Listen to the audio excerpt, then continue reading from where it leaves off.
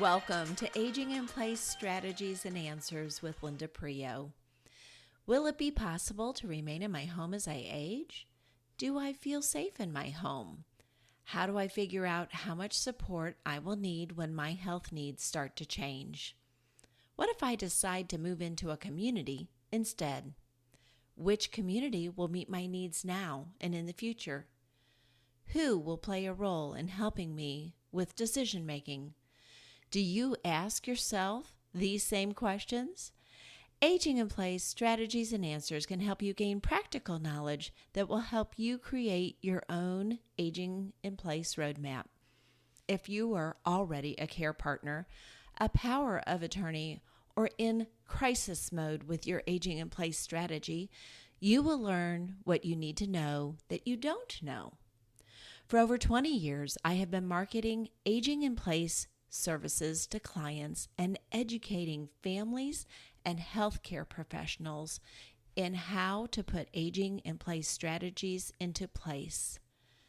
When you utilize aging in place, you are allowed to choose where you want to live and make those decisions so that you can retain your quality of life.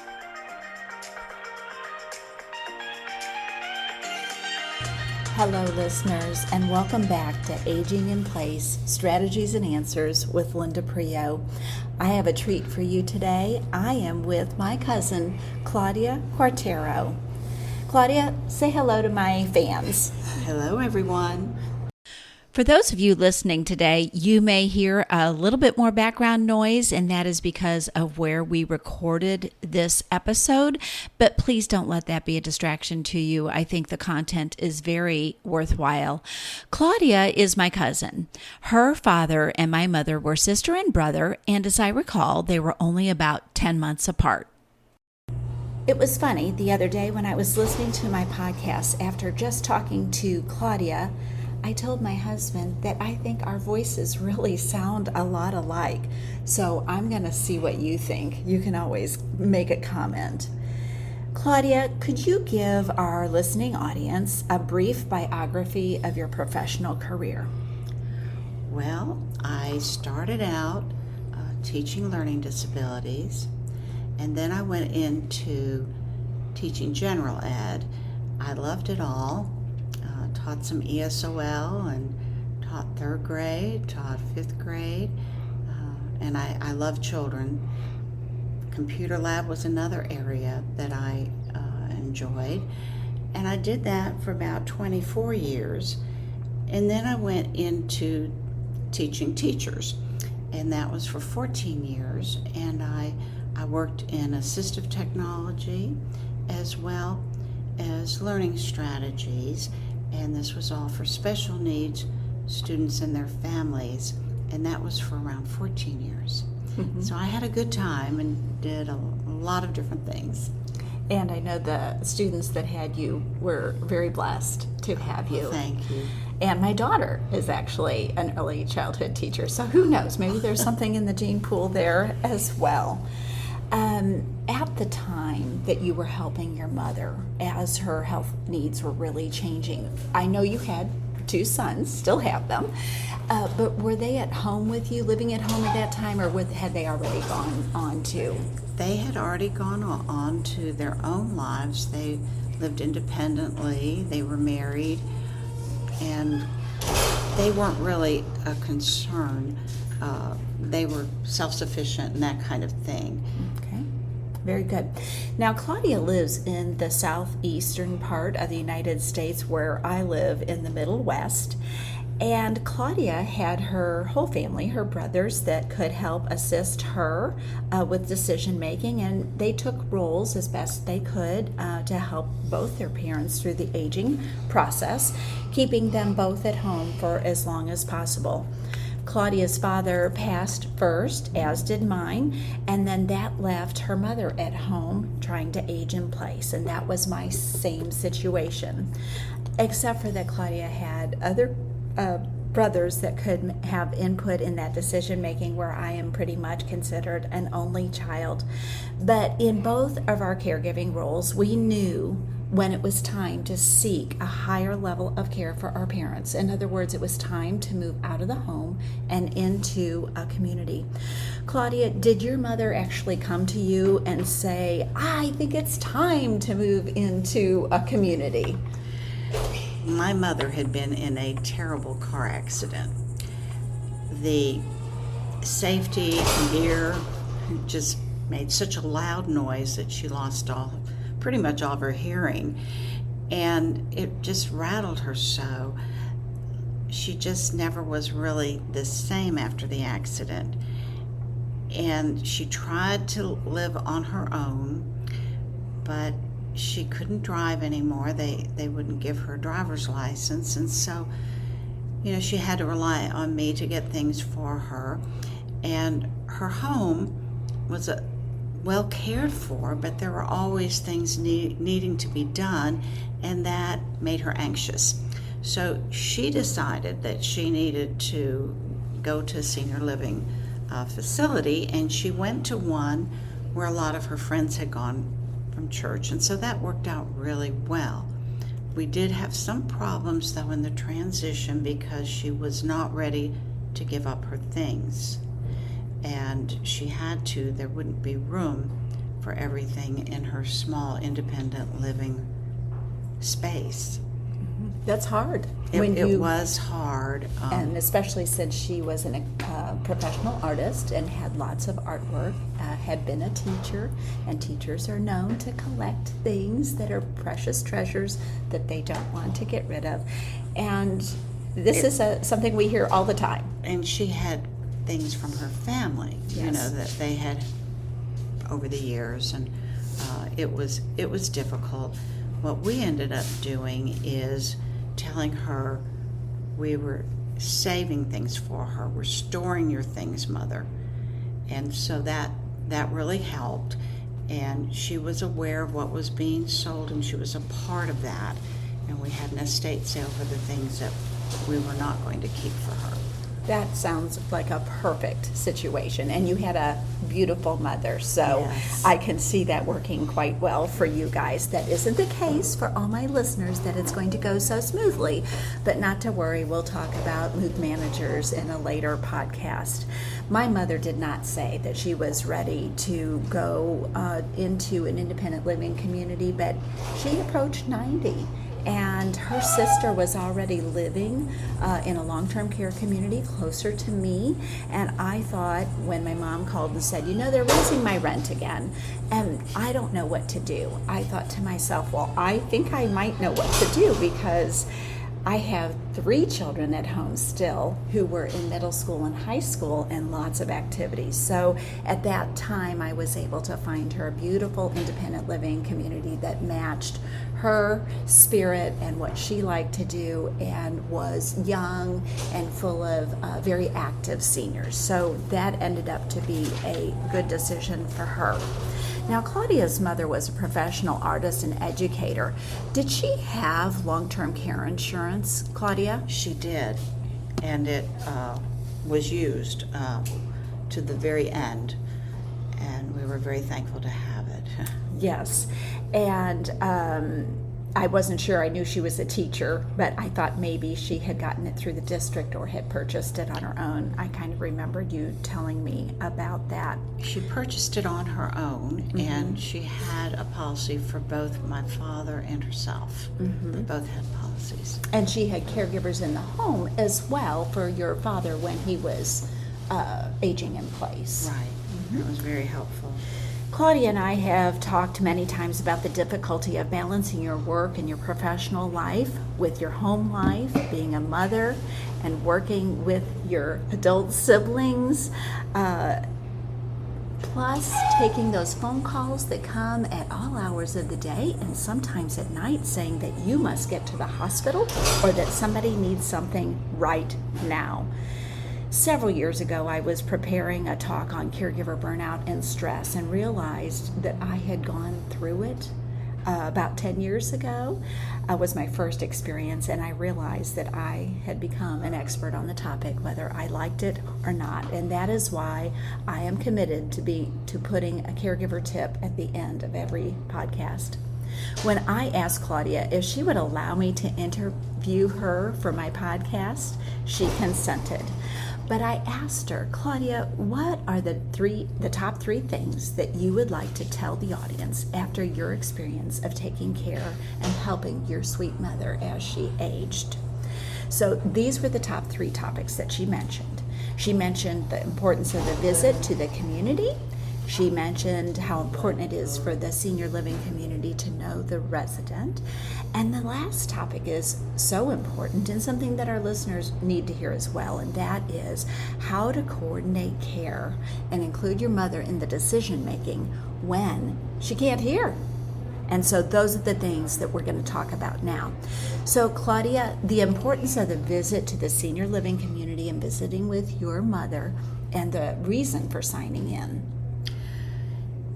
You need to be very careful to sign in every time you go in, so everyone is aware that you are monitoring your loved one and you know what is going on.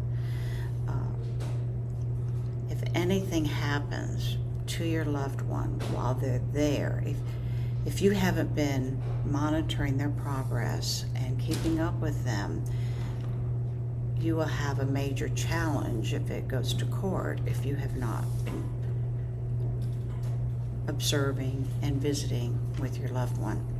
So always sign in and see your loved one regularly, or have someone else in the family do that and help out with it. Or if you don't have somebody else in the family, maybe extended relatives, or perhaps even a professional care manager if you live out of town can also be a valuable part of that support system. That is true. Very good, Linda. What did you observe on those visits, just in general? Well, I would try to not just see her, but also see her friends. And we would meet a lot of times for lunch, and this helped her because of her hearing loss. I could, share what she was trying to say and help with the communication process. Mother was very social, and so she enjoyed it when we had our get-togethers with her friends. Then also I would go in her room and I would think about her wardrobe and go over her wardrobe with her.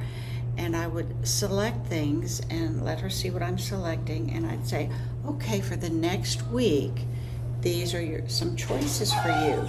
So she didn't have to look at her whole closet.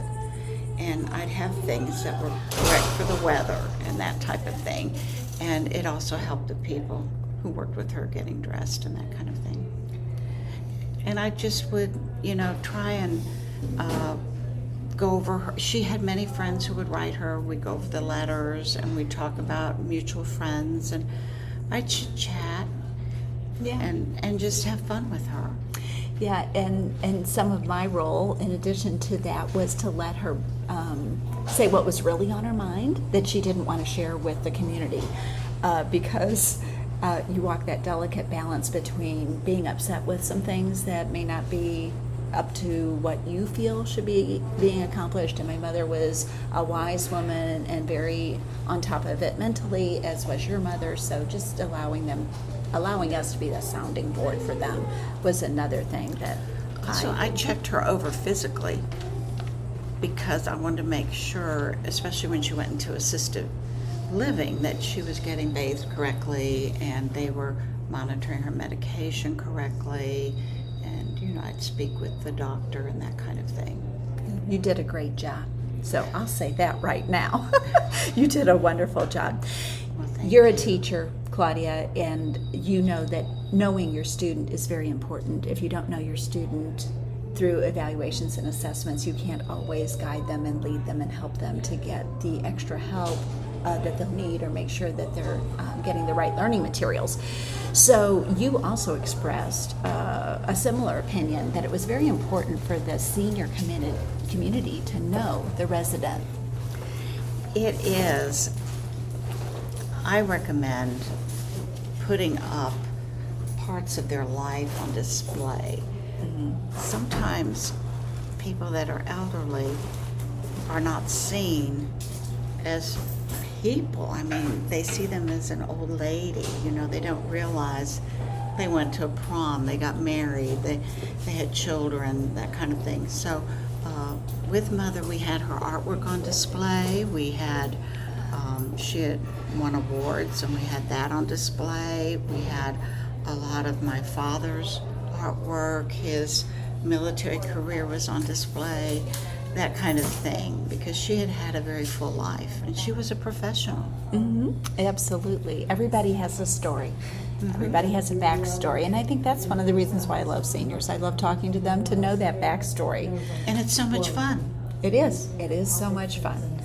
But it is important because then you know how to relate to them. And in senior care, knowing how to relate to somebody can make that care scenario go so much easier. What's the best way to approach this person? What are the words that they like, that they don't like? The likes, dislikes in general. So very important for your community to know the resident. The last topic that you brought up I thought was very important, and that was how to coordinate communication and care when hearing is impaired. According to the National Institute of Health, nearly 25% of those aged 65 to 74 have some form of hearing loss, and 50% of the people who are 75 and older have disabling hearing loss. Your mother's hearing loss came as a result of her accident, but it very much impaired her quality of life, her decision making at times, your ability to communicate with her as possible. So, Claudia, can you share some working solutions that you and your family came up with so that you could coordinate care and include your mother in the decision making, and as best you could with somebody with hearing loss? Well, the hearing loss was one that happened all at once with the accident, so there was emotional trauma involved with this, and it had a residual effect.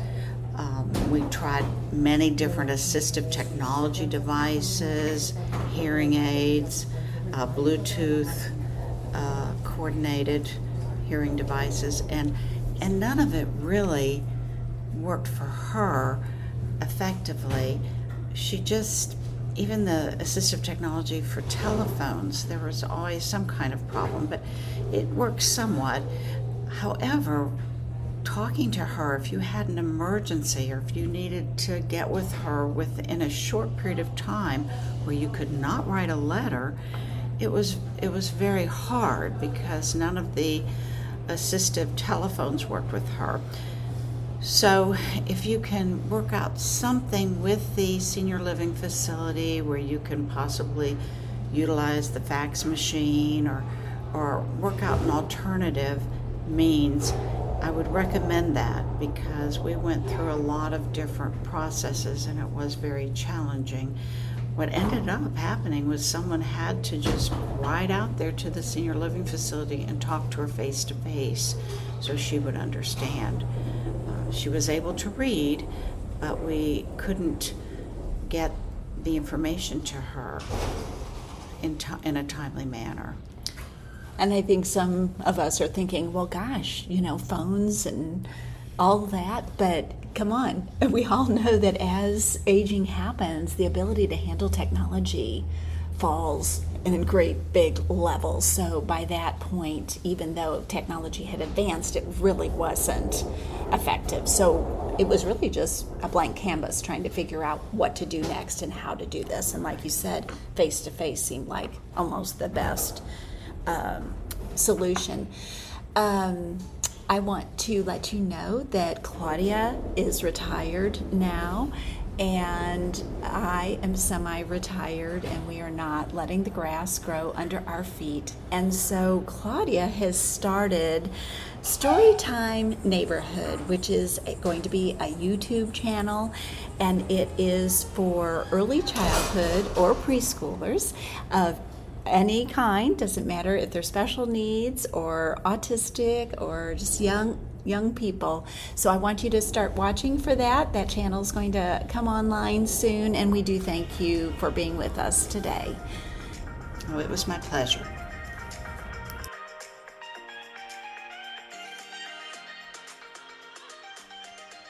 Thank you for joining me today. Please subscribe and share episodes with friends and family who are currently in crisis or are ready to start developing their own roadmap for aging in place. Remember that this podcast is guidance and not advice. If you have more specific questions related to your particular situation, please reach out to me at linda.agingstrategies@gmail.com. Join me again next week and we'll learn more.